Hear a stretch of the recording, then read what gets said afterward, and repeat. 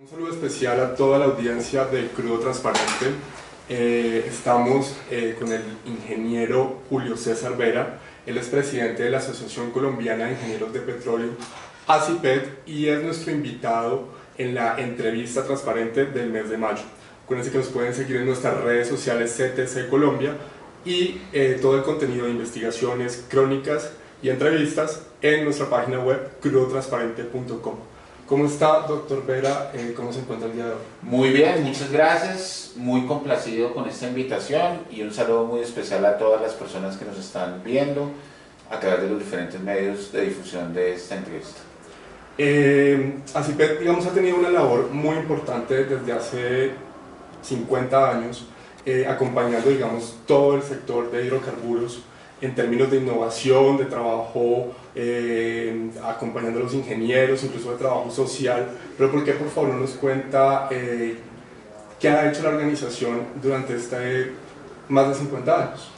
Bueno, como su nombre lo dice, ACIPET es la Asociación Colombiana de Ingenieros de Petróleos, es decir, el gremio que representa a los ingenieros de petróleos colombianos, hombres y mujeres nacidos en nuestro territorio, muchos de ellos en diferentes provincias del país, y obviamente su función principal como asociación es velar por sus intereses sociales y laborales. En estos 54 años de historia de la asociación hemos venido trabajando en diferentes frentes con ese objetivo fundamental, de tal forma que cada día nuestros ingenieros de petróleos tengan mejores posibilidades, no solo laborales, empresariales y para su desarrollo propio, económico, social y familiar, por supuesto. Esta es una asociación que trabaja en diferentes frentes frente a las necesidades de los profesionales, y además algo fundamental es que desde el año 84 fuimos catalogados por una ley de la República, la Ley 20, como órgano consultivo del Gobierno Nacional, y obviamente eso nos genera una gran responsabilidad de estar permanentemente aportando en todos aquellos temas que son fundamentales para el futuro y el presente, obviamente, del sector de hidrocarburos en Colombia. La industria, digamos, que ha aportado muchos ingresos al país, han tenido diferentes, digamos, que rol depende también del territorio, y se han enfrentado, digamos, también a una reciente, relativa crisis de precios que sucedió hace poco, más o menos 2014-2015, y nos estamos recuperando en el sentido en que los precios se están asomando o ya sobrepasaron los $70. Ese barril nuevamente, digamos, que ya permite hacer unas nuevas innovaciones, unas nuevas inversiones en infraestructura, más pozos. Pero ¿cuáles fueron las lecciones aprendidas del sector en tanto en que en algún momento se sintió cierto derroche? ¿Qué aprendieron ustedes a manejar con un precio bajito y ya ahora que se está recuperando? Bueno, yo creo que definitivamente el sector en Colombia y en el mundo entendió que debía regresar a tres elementos fundamentales en su gestión como industria como tal. ¿Cuáles son esos elementos fundamentales? Siempre tener claro que toda proyección debe ser basada en los escenarios bajos de precios. Creo que el sector en general hizo proyecciones basadas en que el petróleo iba a seguirse manteniendo en los escenarios altos de los 100 o 120 dólares el barril, sin medir realmente cuáles eran los determinantes de la oferta y demanda y sin mirar si esto respondía a un tema coyuntural o era un tema estructural de mercado. Eso fue el primer error fundamental. El segundo error fundamental de la industria es que esta es una industria que históricamente ha tenido la posibilidad de evolucionar, innovar y mejorar y tener un proceso permanente de mejoramiento basado en controlar al máximo eficiencias y costos. El sector, a raíz de esos precios altos, se desbocó en esa medida, se olvidó de lo que era su nacimiento, de lo que era su base fundamental y su génesis de controlar eficiencias y costos, y al salirse de esa línea de control de eficiencias y costos permitió que se desbocara y que esto generara grandes derroches, grandes gastos, grandes inversiones en infraestructura, muchas veces obsoleta e innecesaria. Y el último elemento, y no menos importante por supuesto, es que el sector olvidó que sus estructuras de capital, es decir, la relación entre inversión directa de equity o capital de inversión de los accionistas y de deuda a través de los diferentes medios de financiación del sector, debía mantener una relación coherente. El sector en esta época de precios altos alcanzó unos niveles de endeudamiento gigantescos que llevaron a que fuera gran parte el detonador de la crisis que se dio. Eso por supuesto generó que muchas compañías, cuando se dio la caída de los precios, tuvieran fracasos importantes, sobre todo a nivel de las compañías de servicios y por supuesto a nivel de los profesionales como tal, que también sufrimos lo mismo. Los profesionales de la industria en el mundo nos endeudamos en demasía pensando que el trabajo iba a ser ilimitado. Por supuesto, no controlamos nuestros gastos, hicimos inversiones innecesarias y eso generó que muchos hoy estén sufriendo en forma importante. Creo que lo que el sector ha aprendido es que tiene que regresar a esos tres elementos fundamentales: control de costos y eficiencias, proyectar sobre los escenarios bajos de precios sobre todo y por supuesto controlar el endeudamiento. Y bajo ese aprendizaje creo que en este nuevo escenario, donde están más claras los análisis de la relación oferta-demanda de crudo, donde creemos nosotros hoy que estamos en precios asociados a un equilibrio de mercado. Obviamente hay unos determinantes que podemos analizar, como lo que está pasando ahora en la coyuntura en la Asia, las decisiones que acaba de tomar Estados Unidos frente al acuerdo con Irán y demás, que pueden generar unos elementos de subida importante de precios, pero digamos en el escenario, sacando esos elementos, el mercado hoy está en un relativo equilibrio entre lo que es oferta y demanda. Va a permitir que todos los proyectos que se desarrollen en el mundo entero y en Colombia, basados en esos niveles, tengan una mayor eficiencia y puedan generar una mejor rentabilidad y unos mejores desarrollos al futuro. ¿Cuál sería entonces, digamos, esa promesa para los trabajadores de un sector, digamos, mucho más equilibrado? ¿Qué le promete usted a los ingenieros de petróleo? Que si no estoy mal, y usted me corregirá, más o menos fueron unos 40.000 personas vinculadas laborales que perdieron su puesto en la crisis. ¿Y cuál sería también otra promesa para las comunidades que en mucho sentido sintieron que los proyectos de inversión social no se estaban llevando, no se estaban administrando y muchas veces se quedaban en el papel? Más que una promesa de nuestra parte, pues obviamente lo que nosotros le hemos venido diciendo a nuestros profesionales es que definitivamente tenemos que trabajar en esos tres elementos y algo clave y estratégico. Hoy en el mundo entero, cualquier profesión, y la ingeniería de petróleos con más veras, son profesiones que tienen que generar valor agregado. Y para que seamos profesionales que generamos valor agregado, tenemos que ser profesionales de alta talla mundial. Es decir, que nuestra capacidad técnica, operativa y humana, y nuestras capacitaciones y nuestras calidades profesionales nos permitan trabajar en el hoy y en el mundo. Y eso significa bilingüismo, eso significa altas competencias técnicas, eso significa integralidad. No podemos ser simplemente especialistas en una materia, sino ser ingenieros integrales, que tengamos capacidades gerenciales, que tengamos capacidades de liderazgo, y eso significa trabajar día a día en nuestro mejoramiento continuo de la profesión. Como yo le digo a mis profesionales muchas veces, en mis asociados, mucha academia, menos golf muchas veces, más investigación, más innovación, que es lo que permite mejorar. Y obviamente algo fundamental en lo que Colombia está un poco atrás de lo que sucede en el mundo, estar permanentemente reevaluando nuestras capacidades, mirando cómo estamos, midiéndonos, haciendo benchmark con el mercado, para que ese proceso de mejoramiento continuo permita que siempre seamos competitivos y podamos generar valor agregado. Ahora, frente a las comunidades, creo que el gran reto que tiene la industria en el mundo y en Colombia con más veras es ese proceso de relacionamiento social, lo que llaman algunos la licencia social para operar.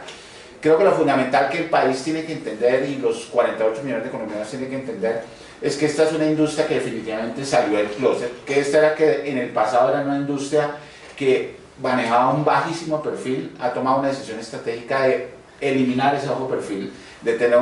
una clara relación con las comunidades en que se opera. Y algo fundamental es que para todo el mundo debe ser claro que ese proceso de relacionamiento implica los mejores estándares técnicos, los mejores estándares ambientales, las mejores condiciones sociales y obviamente siempre buscar generar un valor agregado. Se acabaron aquellos tiempos en que la industria, a partir de aportar, lograba trabajar y trabajaba en la medida de lo que aportaba. Hoy la relación debe ser totalmente transparente, totalmente abierta, que genere realmente valor, pero que genere valor por lo que significa y no como tal por lo que aporto. Y eso significa, por supuesto, que cualquier aporte, cualquier inversión que haga la industria, además de generar la mayor información de lo que las actividades significan, por supuesto debe estar basada en los planes de desarrollo locales y regionales como tal, y no simplemente en una oportunidad que se genera de corto plazo. Sí, digamos que eso se escucha mucho, se dice mucho en foros, no somos petroleros, pero de cierta manera somos petróleo dependientes porque en muchos de los territorios, Casanare, Meta, Arauca, hay una relación casi que paternalista del sector con las poblaciones. La apertura de la industria petrolera, digamos que ha permitido, digamos, que las mismas ciudadanas a veces se cuestionen la industria, y eso ha llevado al tema que para el sector es muy delicado de la consulta popular. Ya se han adelantado, no sé si estoy mal, pero 7, 8 consultas en donde se han dicho no a los proyectos extractivos, no queremos o la minería o el petróleo o el gas, y obviamente eso resiente el gremio y se ven, digamos, que en una situación casi que de pares o de igualdad, en donde la discusión es necesaria. ¿Usted qué piensa de la consulta popular? Bueno, nosotros hemos sido claros que entendemos que las consultas populares son un mecanismo legal, un mecanismo válido que la Constitución colombiana establece, pero nuestra gran preocupación ha sido que las decisiones que se puedan estar tomando alrededor de las consultas populares son decisiones que no responden a una total objetividad y transparencia. Primero, están basadas muchas veces en desinformación sobre las comunidades, en generar falsas expectativas, en generar mitos, en generar temores, en generar miedos sobre lo que la actividad significa. Y obviamente siempre con un componente que suena muy bonito y muy fashion, que es el componente ambiental. Por eso nuestra invitación ha sido a la comunidad, al país en general, a que la gente pueda tener la mejor información de lo que el sector significa. Y hemos emprendido una serie de acciones de recorrer el país de la mano de diferentes instituciones, con Ecopetrol, con la NH, para que la gente pueda conocer de primera mano qué es el sector, qué es el petróleo, cómo se desarrolla, cuáles son las actividades propias, cuáles son los riesgos, cómo se mitigan, cómo se controlan, cómo hay equipos humanos especializados trabajando alrededor de esos temas y cómo hay una voluntad en general de hacerlo bien, como lo hemos hecho bien en los 100 años de historia principalmente. Obviamente ha habido errores, obviamente en el pasado ha habido situaciones críticas. Fue muy desafortunado lo que pasó recientemente en el caso del pozo de Nizama en Barranca Bermeja, pero en general esta es una industria que todo el tiempo está buscando cómo mejorar, cómo aplicar la mejor tecnología, cómo subir sus estándares técnicos operacionales, y que en general no necesita que tener el yugo de la autoridad para hacerlo bien. Es una industria que se sabe autogestionar, que históricamente ha trabajado en autogestión y en mejoramiento, y que está dispuesta a moverse en esa línea. Y por supuesto, ese proceso de pedagogía que venimos haciendo va a permitir que la gente pueda tomar decisiones informadas. No es simplemente decir no se tomen decisiones, no se hagan las consultas, sino que la gente tome las mejores decisiones sobre lo que es la realidad de los procesos y no sobre lo que dicen muchas veces falsos expertos. Nos preocupa muchísimo, obviamente, que también todo el boom de las consultas populares está asociado a dos elementos fundamentales. Obviamente uno, la transformación que se dio a todo el sistema general de regalías en el año 2011, donde definitivamente somos unos convencidos de que las regiones productoras tuvieron un efecto importante. Obviamente en ese momento que se dio esa transformación, cuando se dio, y yo que tuve la oportunidad en ese momento desde el gobierno de ser parte del equipo, lo que el país esperaba era que la producción siguiera incrementándose, que hoy tuviéramos niveles de 1,5 millones de barriles, que los precios se siguieran manteniendo en un nivel alrededor de los 70, 80 dólares el barril, lo cual iba a permitir compensar vía aumentos de producción y mantenimiento de precios la caída en la distribución de las regalías que iban a tener las regiones productoras. Al no darse esa situación, al generarse una situación de caída del sector en general, de caída de la producción, pues por supuesto los efectos fueron muy importantes, y ha sido uno de los detonantes importantes de toda esta situación alrededor de las consultas populares. Por eso hemos hecho un llamado y hemos venido trabajando institucionalmente todos los gremios del sector, profesionales y empresariales, para intentar proponer un proyecto de ley de regalías que permita que las regiones petroleras vuelvan a tener una participación importante, pero algo fundamental no es solo entregarle nuevamente recursos a las regiones, sino seguir trabajando decididamente en que las regiones mejoren su capacidad de gestión. Tener recursos sin tener capacidad de gestión institucional, sin tener verdaderos programas estructurales, ojalá de desarrollo no solo local, sino regional inclusive, y de generación de valor en otras áreas productivas, lo que llamamos nosotros sembrar el petróleo y generar las condiciones para una verdadera transformación productiva, no permitiría tener un desarrollo. Simplemente regresarle recursos y que sucediera lo que muchas veces sucedió en el pasado, sería un fracaso como tal. Por eso nuestra invitación ha sido: demos los diálogos, hagamos análisis, hablemos en comunidad, busquemos los mecanismos de concertación alrededor de las consultas populares y obviamente consideramos que la Corte Constitucional en esto juega un papel fundamental y que ellos que también, vía sus fallos recientes, los del año 2015, donde insistimos que desde el punto de vista legal consideramos que se tomaron unas decisiones equivocadas frente a lo que había sido la jurisprudencia de la Corte en más de 25 años de historia, y donde había unos fallos de interpretación de tutela, se cambió una jurisprudencia de toda la sala plena y se generaron unos vacíos importantes. Esperamos que la Corte, en una tutela que está revisando recientemente, con el caso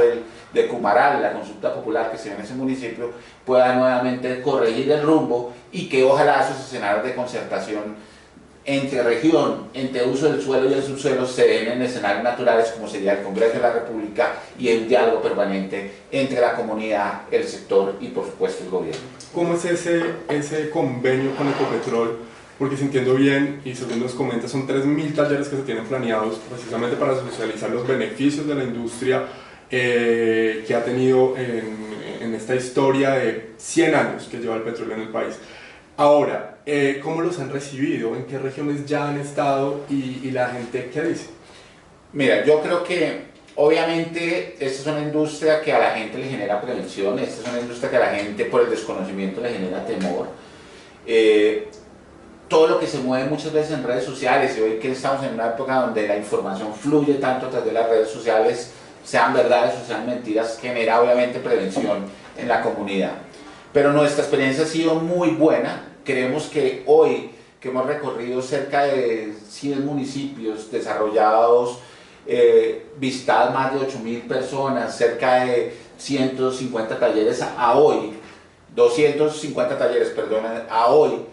en general, una vez la gente entiende lo que significa el petróleo en su vida diaria, en el desarrollo económico y social del país y lo que le ha aportado y le puede seguir aportando, cambia muchísimo la percepción. Y eso nos da mucha tranquilidad, que muchas veces el tema es falta de información suficiente de parte de las comunidades. Obviamente hay algunas regiones más difíciles que otras. Este es un proceso donde nosotros vamos a recorrer, como usted lo dice, más de 200 municipios por año, muy asociados a los sistemas de transporte de petróleo y de combustibles del país, pero que nos da la posibilidad de tener un referente general de lo que es la percepción de la comunidad en Colombia, porque son los sistemas de transporte atraviesan tanto las zonas productoras, donde obviamente hay mayor prevención en algunas de ellas, como las zonas no productoras. Poder tener ese balance de llegarle a los colombianos entre zonas productoras y no productoras, escuchar su percepción y en general que ellos entiendan todo el componente técnico, el lenguaje sencillo, a través de actividades prácticas y constructivas, con un diálogo informado, con un diálogo participativo con ellos, que entiendan también cómo la industria no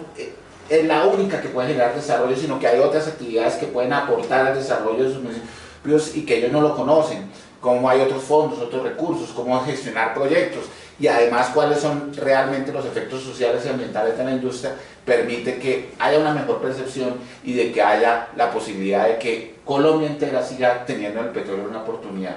clave. Vamos a seguirlo haciendo, el resultado ha sido muy bueno, creo que de todos los municipios visitados, sí, en general yo diría que en un 98% el caso ha sido de éxito. Solo hemos tenido Piedras, Tolima,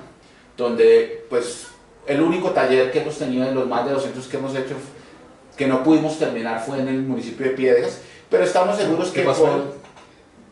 más que la comunidad, y ese es el otro tema que también quiero hacer un llamado, es que muchas veces se generaliza y se habla de la comunidad. Y cuando uno mira las situaciones ya en específico, identifica que son ciertos grupos, ciertas personas, y no la comunidad en general la que piensa que la industria les genera perjuicios. Era un taller que estábamos desarrollando para 40 personas, donde en general la comunidad asistió muy juiciosamente, estaba atendiendo, estaba participando, y llegaron un grupo de detractores de la industria a generar atropellos, a generar entropelios, a generar mal ambiente. El taller se suspendió no porque la comunidad estuviera en contra, sino para evitar riesgos de seguridad sobre la misma comunidad por efecto de estas 2 o 3 personas en contra. Pero ¿cómo es la logística de eso? Porque si hacemos cuentas, 3.000 talleres más o menos nos dan 2 o 3 talleres al día. No, esos son 3 años de trabajo. Sí. Este año llegaremos a 1.100. Llevamos un poco más de 200 y en el segundo semestre tenemos del orden de 180 talleres por mes. Es un trabajo de todos los días, 7 frentes en el país, más de 50 personas, principalmente ingenieros de petróleo. ¿Quiénes son? Sí. ingenieros de petróleos que hemos encontrado nuevas oportunidades laborales también para ellos. Están desarrollando tanto la labor de organización, de gestión, de logística asociada al proyecto, como de dictar estos talleres y de servir de facilitadores. Es un equipo de trabajo muy cohesionado, muy bonito, hombres y mujeres, principalmente gente de las regiones que estamos visitando, que conocen y manejan la idiosincrasia regional y por supuesto generando una profesional de los diferentes municipios, y en eso juega una labor fundamental, no solo la industria sino el país en general. Y obviamente lo que la industria aporte siempre debe ir de la mano de la institucionalidad. No puede volver a cometer el error la industria de ir alejado de la institucionalidad, no puede cometer el error la industria de definir planes de inversión que no sean coherentes con lo que las regiones tienen como vocación natural en su proceso de transformación productiva. Si nosotros nos incorporamos en los procesos, apoyamos esos procesos a nivel de inversión, a nivel de formación, a nivel de capacitación, y procesos como los que se están dando en el país, de deudas por impuestos hoy, son claves en ese sentido, van a permitir que el país mejore ese proceso de siembra de la renta petrolera. Obviamente eso implica seguir trabajando día en mejorar las condiciones de todos estos planes de desarrollo y por supuesto hacer una lucha decidida y muy frente al tema de corrupción y que los que la hagan realmente la paguen, porque eso ha sido uno de los temas críticos, que los que la hacen no la terminan pagando y eso genera incentivos para que otros busquen oportunidades en la misma dirección. Combatir la corrupción es un tema definitivamente que nos compromete a todos, a sociedad civil, empresas y obviamente a las administraciones locales, y se espera lo mejor para el futuro cercano del sector. Ahora adelantemos al tema del fracking. ¿Qué está pasando? Digamos que si se puede tocar en dos frentes. Uno, en términos de innovación, estaban los famosos, digamos, que abrían el grifo y salían las llamas de la tubería, salían las poblaciones en diferentes partes del planeta quejándose por las filtraciones de metano y que, digamos, que se evidenciaba cierta contaminación en los territorios donde había esta técnica, pero esta técnica ha evolucionado en el tiempo. ¿Y cómo es comparar la que se estaba mostrando ahora, como la que se estaba mostrando en ese momento, a la de ahora? ¿Cómo ha mejorado en términos de seguridad? Y si ha mejorado, ¿cuál sería la tranquilidad para la ciudadanía si eventualmente llegara a suceder una extracción no convencional en Colombia? Bueno, yo creo que son varias cosas. Lo primero, señalar a los colombianos que Colombia no lleva trabajando en este tema pocos meses. Es un trabajo de cerca de 10 años donde ha buscado lo mejor de la experiencia mundial para traer y aplicar en nuestra normatividad técnica y ambiental, como primera medida. Nosotros afortunadamente hemos tenido la oportunidad de aprender de los mejores casos de éxito y también de los fracasos que tuvieron en otras regiones. Uno debe recordar que cuando esto arrancó en Estados Unidos fue un proceso bastante empírico, fue un proceso de arrancar de cero, de prueba y error, donde por el modelo de Estado que ellos tienen, donde el propietario del suelo es a su vez propietario del subsuelo, se dieron muchos casos que estaban basados en estas técnicas empíricas y donde hubo definitivamente errores. Ha sido tal la evolución mundial y ha sido tal la evolución en materia de conocimiento que hoy Colombia ha podido recoger la mejor experiencia que tiene Estados Unidos, la mejor experiencia que tienen países cercanos a los nuestros como Argentina, para tener una normatividad técnica y ambiental que es bastante exigente y estricta en todo sentido. Y que le dé tranquilidad al país, como lo hemos señalado, de que no se van a generar los riesgos que algunos dicen, de que no va a haber problemas de contaminación de acuíferos, además de explicarle a Colombia dónde están realmente las formaciones nuestras que tienen potencial para explotación de estos yacimientos como tal, cómo hay realidades que son basadas en las buenas prácticas, pero también en la realidad física de la ubicación de los yacimientos y que no se dan esos fenómenos que pudieran haberse dado en otras latitudes donde sí los yacimientos pueden estar más cerca de las zonas de acuíferos, de cómo Colombia además ha trabajado en ser muy riguroso dentro de esa reglamentación y más inclusive, porque si uno mira los estándares colombianos en temas de distancias a acuíferos, de distancias a fallas, de procesos de monitoreo para temas de sismicidad, de procesos de manejo de aguas de reproceso, de procesos de emisiones, tiene una normatividad que es superior en todo sentido. Uno miraría y cualquier caso puede verlo, es inclusive 2 veces superior a lo que somos estándares de otros países. Entonces yo creo que eso es claro. Y el otro tema fundamental es que Colombia tomó una decisión a partir de su modelo de Estado de hacerlo de la mano de los mejores. Acá no estamos trayendo a nadie que no sea una compañía de alto nivel, de alta capacidad técnica, humana y financiera para desarrollar estos procesos. Que puede ser muy diferente a lo que sucedió en otras latitudes, como en Estados Unidos muchas veces, que los desarrollos, como te dije hace un momento, fueron muy empíricos, de pronto con compañías que no tenían la capacidad ni técnica, ni humana, ni financiera. Acá Colombia está trayendo a los mejores, está trayendo a compañías de más alto nivel, que aplican las mejores prácticas, que tienen los mejores estándares, que tienen los mejores profesionales, y que Colombia tiene además la capacidad humana en grupos multidisciplinarios, porque no solo somos nosotros ingenieros de petróleo, somos ingenieros de petróleo, geólogos, ingenieros ambientales, economistas, sociólogos, desarrollando procesos para que esto se haga de forma adecuada. Hay una decisión de país de hacerlo bien, hay una normatividad que se ha trabajado durante 10 años para hacerlo bien, hay unas compañías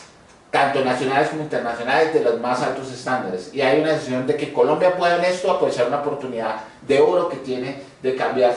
sustancialmente su situación petrolera, y por supuesto basado en un principio fundamental que es la sostenibilidad, no solo para hoy sino para nuestras futuras generaciones. Y la invitación que le hacemos a Colombia es a que tenga tranquilidad, que acá se va a hacer adecuadamente y que todos los procesos van a estar controlados para que no haya ninguno de estos riesgos que se generan. Digamos resumidamente, ¿por qué sí fracking en cifras y en términos ambientales? ¿Por qué sí en cifras? Porque es una oportunidad para que Colombia triplique sus reservas de hidrocarburos, que pase de los 1.780 millones a más de 5.000 millones en materia de reservas, aumente su producción en niveles superiores a los 300.000 barriles por día, realice inversiones importantes como ningún otro sector lo haría, de más de 30.000 millones de dólares, y por supuesto siga aportando de forma decidida en materia de desarrollo económico y social. ¿Y por qué sí? Porque tenemos la regulación que se requiere, tenemos las compañías que se requieren, tenemos los profesionales que se requieren para controlar las operaciones, para hacerlo bien y no generar ningún tipo de riesgo obviamente sobre el ambiente y sobre las comunidades en donde se opera. Bueno, por el otro lado, hay países en Latinoamérica como Uruguay que declararon la moratoria, también en Brasil y, bueno, incluso en otros países de Europa como Escocia. ¿Qué le tiene que decir a esos países? Yo creo que muchos de esos países que han generado moratoria están asociados al real potencial que tienen, y muchos otros países han tomado decisiones de basar su desarrollo en otros sectores productivos. Cada país puede tomar sus decisiones, pero yo creo que Colombia está tomando una decisión correcta si avanza en la explotación de estos recursos, porque no ha escatimado esfuerzos ni técnicos, ni humanos, ni financieros para hacerlo de forma adecuada. Yo creo que la tranquilidad que tiene en general el país, y esto no nos cansaremos de decirlo, es que acá venimos trabajando hace muchos años, venimos preparándonos para hacerlo muy bien, y el hacerlo bien va a significar que genere beneficios, y Colombia no puede cometer el error de, habiendo hecho todo este proceso, de teniendo el potencial, de teniendo la posibilidad de tener grandes inversiones, las mejores compañías en el mundo, de la mano de sus profesionales, en grupos multidisciplinarios, tomar una decisión equivocada de no aprovechar un recurso que puede generar mucho desarrollo económico y social, y que puede ser fundamental para lo que queremos todos, que se puedan tener los recursos para seguir avanzando en una transformación productiva hacia otros sectores que generen desarrollo permanente y que no respondan a un recurso no renovable como decía. ¿Ustedes tienen alguna proyección en términos de regalías? ¿Cuánto le va a dejar al país en términos de regalías? También tenemos una duda y si hay algún tipo de umbral en términos del precio del barril para recibir esas regalías. Obviamente en precios superiores a los $70 el barril como los que tenemos hoy, los yacimientos no convencionales van a tener una gran viabilidad. Obviamente si hablamos de que las regalías promedio estarían alrededor entre el 7 y el 8%, y pues por dar una cifra cualquiera, si habláramos de reservas de 5.000 millones de barriles, tendríamos 400 millones de barriles que podrían generarse en el mediano y largo plazo de reservas, y pues obviamente a un precio promedio de $70 el barril estaríamos hablando de más de 30.000 millones de dólares posiblemente que tendría como tal, solo en materia de regalías. Pero no es solo regalías, son los encadenamientos productivos, es el empleo, es el desarrollo regional, es lo que se genera además por impuestos, todo lo que significa para Colombia un encadenamiento de un proyecto que va a tener inversiones superiores a los 40.000 millones de dólares. ¿Cuál es nuestra invitación? A que ojalá en este segundo semestre el Ministerio de Ambiente pueda finalmente expedir la licencia ambiental de los proyectos que están adelantando el piloto de ConocoPhillips o el proyecto de ConocoPhillips en 2 áreas, cerca de 12 pozos, que van a hacer las primeras evaluaciones, el proyecto piloto de Ecopetrol y el proyecto de ExxonMobil. Bueno, ¿y usted cree que la licencia se la otorgan al proyecto? ¿La población de San Martín la aceptaría, digamos, así eso? Porque sentimos, ¿no? Puede que estemos muy equivocados, pero que hay mucha resistencia civil. Mire, yo creo que la percepción que nosotros tenemos es un poco diferente. Cuando uno habla con la comunidad de San Martín en general, encuentra que mucha gente está de acuerdo con el petróleo, que mucha gente está a la expectativa del valor agregado que puede generar el petróleo. Obviamente hay grupos de detractores que suenan mucho, que hablan mucho, que muchas veces basado en la calumnia, en el tropel, en el grito se hacen notar, pero en general uno no sentiría ese gran temor en la globalidad de la comunidad del municipio de San Martín. Obviamente estos grupos de detractores se hacen ver mucho, se hacen ver como si fueran más, pero realmente no son tantos como ellos dicen. Yo creo que la comunidad de San Martín lo que está esperando es que lo hagamos bien, que les informemos al máximo, que ellos conozcan de primera mano los resultados, que tengan la claridad de que se está haciendo con los mejores como se va a hacer con los mejores y de la mano de los mejores profesionales. Yo creo que eso es lo que espera cualquier comunidad responsable como lo es la del municipio de San Martín y en general la percepción que uno ve dentro del grueso de la comunidad. Obviamente eso no quita para que sigan exando estos detractores, con honor a la verdad y no muchas veces irrespetuoso, mentiroso y generando mala información como la que se da con algunos de estos detractores como tal. Bueno, ya vamos a ir cerrando la entrevista, vamos a tocar 2 temas para finalizar. Uno es, digamos, el término de justamente en los medios de comunicación, incluso en redes sociales, se ha vivido cierto como linchamiento 2.0 a la industria. Se dan muchos mensajes, mucha ciudadanía, supongo que habrán unos que sean ciudadanos verdaderos, otros serán trolls. Yo creo que tenemos una gran responsabilidad a partir de la experiencia, a partir del conocimiento, de mostrarle al país cómo pueden estar equivocados alrededor de lo que se señala. De mostrarle al país por qué este sector le ha aportado y le puede seguir aportando de forma decidida, de cómo este sector está dispuesto a jugársela por hacerlo bien en beneficio del país. Esa es nuestra responsabilidad, aprender cada día, mejorar cada día, aportar conocimiento, aportar información para que la gente y el ciudadano del común pueda tener una mejor percepción y entienda lo que significa la industria. Y de que esta industria y de que todos los que hacemos parte de la misma somos los primeros defensores de los recursos naturales, del agua, porque la sabemos manejar, la hemos procesado, la hemos controlado, la hemos tratado, la hemos manejado durante muchos años y que estamos dispuestos a seguir desarrollando una operación sostenible hacia el futuro. Esa es nuestra responsabilidad. Es duro, obviamente, es crítico, genera desaliento en muchos de nuestros profesionales, pero la asociación tiene claro que es responsable, que tiene un papel fundamental de informar al país de forma adecuada de lo que significa el sector y siempre con total objetividad y transparencia. Aquí no hay nadie que no esté pensando en Colombia. Nosotros tenemos claro que el petróleo es fuente de desarrollo sostenible para los 48 millones de colombianos y que nuestra gran responsabilidad como miembros de esta industria, como colombianos principalmente, es garantizar al país que lo vamos a seguir haciendo bien y que lo queremos seguir haciendo bien como ha sido históricamente en estos 100 años y donde estamos seguros, creyendo por supuesto en que va a haber una transformación energética que debe ser responsable, esta industria todavía tiene que aportarle por lo menos 50 años más de beneficios económicos, sociales y ambientales a Colombia. Bueno, y para cerrar, elecciones 2018, ¿qué pasa si Petro gana? Hay mucho temor en los inversionistas, obviamente hay mucho temor en el sector, no por lo que nosotros podamos pensar de él, sino por lo que ha señalado. Él ha sido claramente una persona que ha señalado que habría una decisión de acabar con la industria. Nos agrada que ha moligerado un poco su discurso, que ya no habla de los 4 años que hablaba en el pasado, sino los 10 años o 12 años en promedio. Pero creemos que de fondo está equivocado, creemos que es el discurso de señalarle al país de que podemos vivir de otras materias en el corto plazo, de otras fuentes de desarrollo, que podamos hacer una transformación energética a muy corto plazo, a diferencia de lo que lo está haciendo el mundo, con eficiencia, con claridad de la confiabilidad y con neutralidad tecnológica, no se va a dar en el corto plazo. De que Lo fundamental es que creemos que le está diciendo mentiras a los colombianos de que está equivocado